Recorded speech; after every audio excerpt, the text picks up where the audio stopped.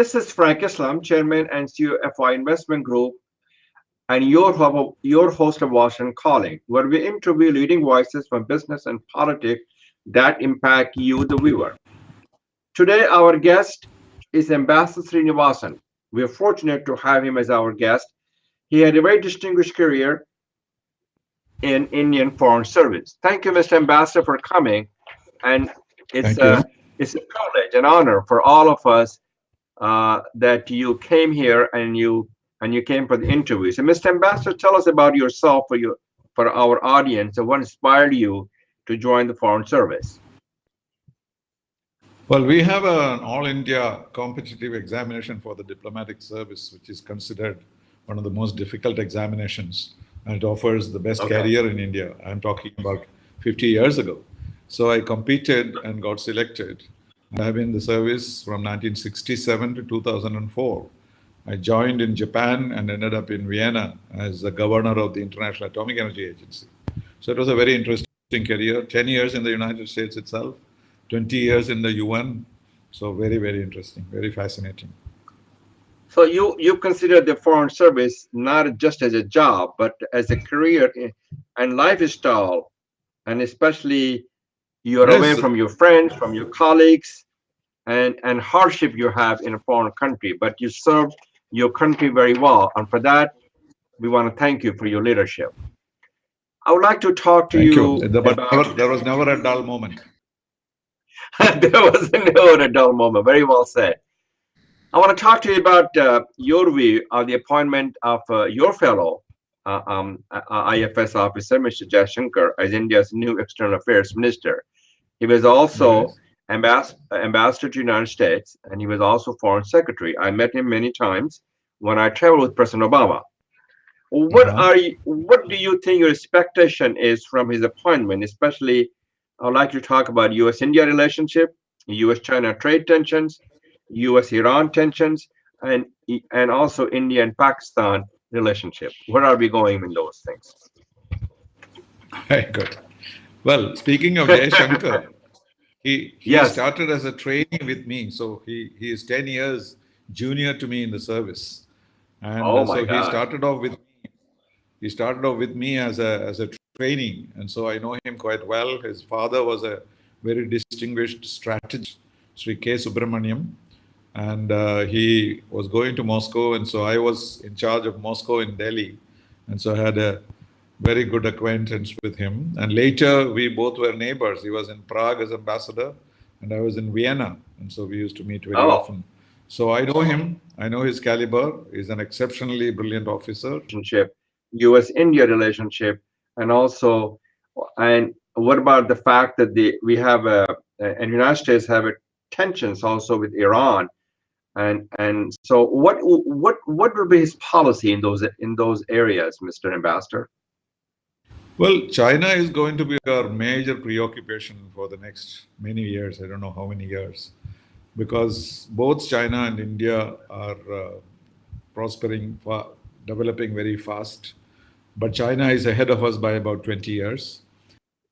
Have the determination to dominate Asia and, if possible, dominate the world or overtake the United States. So, in this situation, there's naturally a lot of cooperation on the one hand and considerable tension because of the border situation. India-China border has not been demarcated, and that's an old issue and will continue to go for a long time. But China is very clear that they will not allow India to be the dominant force in Asia. And that in 1962, they committed aggression against India, basically, as they said, to teach India a lesson. They didn't want India to Right. dominate Asia like it happened at that time. So that tension is very much there. And but at the same time, we need to work with China. You cannot wish away your neighbors. They're a powerful neighbor, and we need to work with him. And that is the attitude that we have taken. And at the same time, China's relations with the US is very important. Russia's relations with India are very important. So we are in a very, very active diplomatic history period at this time, particularly after Mr. Donald Trump came and things are all uncertain and we do not know what the next tweet will say. from the President of the United Right, States. So we are all kind right, of tenterhooks about that. Visit right. by I Mr. guess, Imran Khan. that, yeah, what he said to Imran Khan about mediating in Kashmir is is something that I don't quite understand, and nobody understands it. And so we have to be careful, obviously, in terms of his mind and his tweet. Situation that But we have to our live with. position. You're right. So yeah, I want you to talk to the audience about the trade tension between India and the United States, and especially the preferential treatment that was called GPS, general purpose, Yes, yes. I think it's called generalized system of Preferences, system of performance. I preferences. think that's Yes, right, right, right. right. And so, should India keep it cool or react or rather than retaliate? What's your thoughts on that? No, the trade problems between India and Pakistan, India and United States is not so large. I think President Trump was the first one to raise this question of imbalance in trade. But that's only about $500 billion. No, sorry, $50 billion, while 50 their bill. balance with China is $560 billion. So it is not comparable.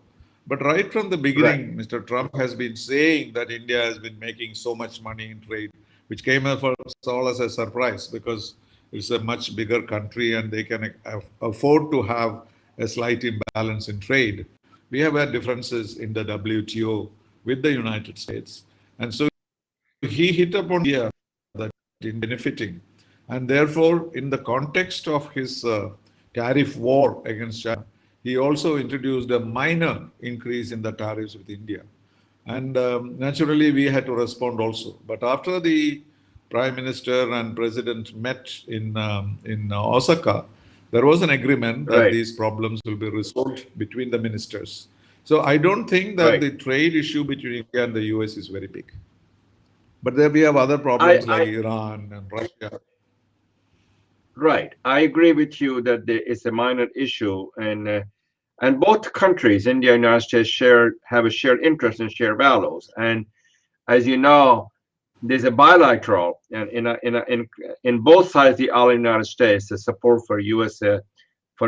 and India to work together because we have a shared goal and shared responsibility. So, um, my Absolutely. question to you is: what India needs to do to attract foreign investment, and especially improving the infrastructure, which is very important to India, and also job creation. Well, the first and most important thing, there are all kinds Right. of formalities and all kinds of rules and regulations and very So you're little talking about reforming, digest. See, reforming. yes, but the Go reforms ahead. have been done to a great extent. Mr. Modi has introduced so many reforms. He has simplified rules. He has made it easier for people to come and invest in India. He has started this program of Make in India.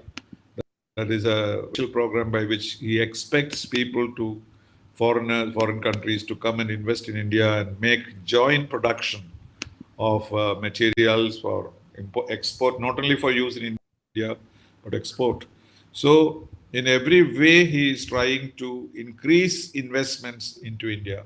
But of course, the growth has not been very good. It's rather sluggish. The growth has not been Right. excellent. But we are Right. making progress, and we already come up in the list of countries with which you can easily do business. Several steps we have come up. But still, I think companies find it difficult to deal with the bureaucracy in India, and that's a problem. Mr. Ambassador, as I understand, Yeah. you're an accomplished author. Please tell us a little bit about your upcoming book on Modi and his foreign policy. Do you think there has been some success story of Modi's foreign policy? Yes, indeed. It's a very positive book. It's a very positive book. More than anything else, his greatest achievement was the relationship with the United States, which was at its Yes. very height in 2016 when we became a close defense partner. This was a new relationship between India and the United States. And he said in the US Congress, Mr. Modi said that you will now hear a new symphony in India US relations. So it was at the very top under great expectations. But as it happened, On November 8th, we heard the news that President Trump got elected. So naturally, Right, there was a big change that right. the progression that was taking place was halted in a way, and it took some time for us to understand what exactly his own vision of Asia Pacific was. It's still not very clear. Even his policy on China is not clear. How he expects India to play a role in Asia Pacific is not very clear. So we are still figuring out as to, because his basic idea is America first, and he's a bit of a he tries to come back or retreat from the international posture that the US has. Very, very confusing signals we have. So we just have to navigate it, Mr. Like this. Ambassador. Yes. Under the Yeah. circumstances, you have to navigate it. And Yes. but I said earlier, there is a bipartisan support in the U.S. In the Congress for India because Right. of the two countries share values in terms of democracy. India is the largest democracy. We are the oldest democracy in the world. So you Right. just have to navigate it. And Yes, I but the know I problem wanted is to the go ahead, Mr. Ambassador. any foreign policy with any country has to be navigated the circumstances, particularly in the world is changing so fast. But in the case of the United States, the problem is that very often actions are taken which are unexpected, like his withdrawing from various agreements. So when you are used to a certain world order, Trump does not seem to believe in the United Nations as much as his predecessors did. And he believes that every country must be sovereign and take action on its own interests. And he doesn't see much in multilateralism. And that is one big difference that we have to face. And the world, which was kind of the architecture world after the Second World War, based on multilateralism. And so we have many institutions who work on that basis. And therefore, dealing with everything on a bilateral basis becomes difficult. So you need to have many, many negotiations with many, many countries when you don't have a multilateral framework which everybody understands. The dilemma we are facing today. But we get good news from him. Sometimes we get bad news. This mediation was something which was shocking to everybody because no Indian Prime Minister would have asked for it. And he said he asked. So what do we do to him? And so we can only say we didn't ask. And so, so this is a very difficult kind of negotiation. So we cannot tell the It president is. that he's telling a lie. Yeah. But We anyway, all but of us in the same. Yeah, you're right. All of us in the same boat. We as an American are also challenged by his Twitter and by his words and by his hatred and bigotry against certain people. So we are challenged. The only way we're going to make a change is when we have a new president. right, right, right. But there are all indications that he will continue for another 4 years, right?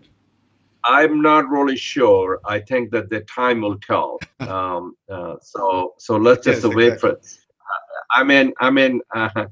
I I don't speak on behalf of American people, but time will tell, and I hope um, we'll just see what happens.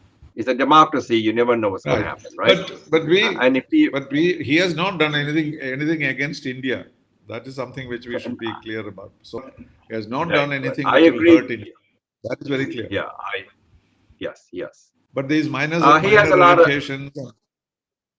Yes. respect for India and India's democracy, and he has a lot of respect for Indian Americans, and I haven't had a chance to talk to him several times on this topic. I want to talk Right. to you before we close the conversation, Mr. Ambassador. What lessons from Kerala can the rest of the India, especially in health and education areas, can learn? A very heavy investment, we have been able to make much progress in education and health. And our statistics show that we are as good as some of the European countries in these two areas. And that is because of the focus that we have given and the investments we have made in both these areas.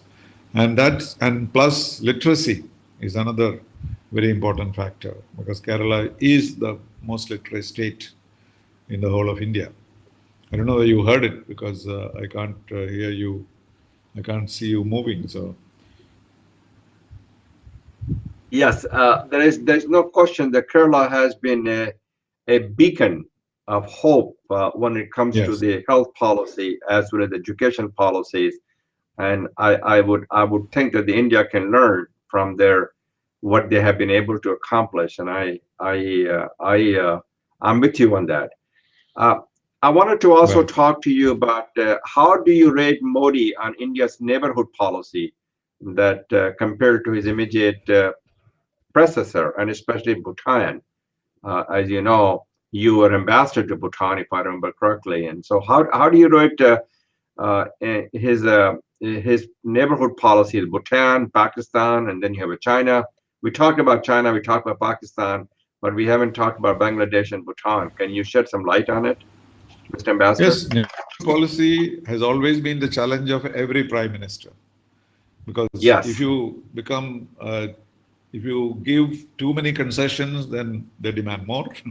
If we are tough, then they are even worse. And therefore, how to strike that balance of being at one time being correct about this with them and also being able to carry them together. So we have been very, very accommodative of the requests of our neighboring countries, and we had a fairly good relationship. But with the advent of China, with its checkbook diplomacy, I think things have changed a little because many right. of these smaller countries look up to China for big projects, something, the gifts that they hand out, those things we are not able to do. Pakistan is an old story. China has been very close with Pakistan for a long time. But the other countries, like Bangladesh or Maldives or Sri Lanka or Bhutan, they have Bhutan. moved away from us practically because of the Chinese seeing that their interests lie in India, and therefore there have been some improvements. What Mr. Modi did was he put this as his first priority. In fact, he's the only Indian Prime Minister who has said that South Asia has to progress together. Our economic progress cannot be real unless our neighbors join with us. And that was a very good signal he gave. But at the end of the 5 years, we do not find that our relationship with our neighbors is any better. Anything, it has become only worse. But towards the end of his fifth year, he has been able to rebuild some relationship with Sri Lanka and Maldives. And new governments have come and they are less inclined towards China. So, this is a battle that we have to fight all the time. And neighbors are generally not very friendly according to the old theory, Arthashastra, and so on.